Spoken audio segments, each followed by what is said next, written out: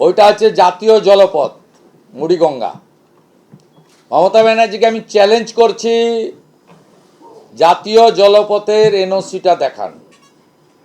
আমি মাননীয় মন্ত্রী সর্বানন্দ সোনোয়াল, ক্যাবিনেট মিনিস্টার মাননীয় এম.এস শান্তনু ঠাকুরের সঙ্গে কথা বলেছি।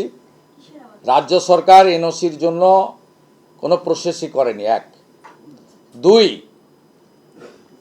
ব্রিজটা মুড়িগঙ্গার উপরে হলেও তার অ্যাপ্রোচ রোড স্থলপথ দিয়ে হবে। No land acquisition yet. 3, soil test নেই।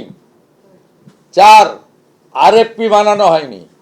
5, কোন কাগজে, কোন চ্যানেলে, কোন পোর্টালে টেন্ডার নোটিফিকেশন হয়েছে আমাকে কপি দিন।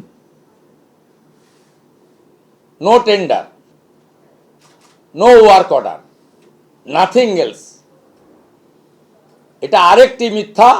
দেউচা পাঁচামিতে 1 লক্ষ লোকের চাকরি বা তাজপুরে সমুদ্র বন্দর নির্মাণের মতো এটি আরেকটি ধাপ্পা।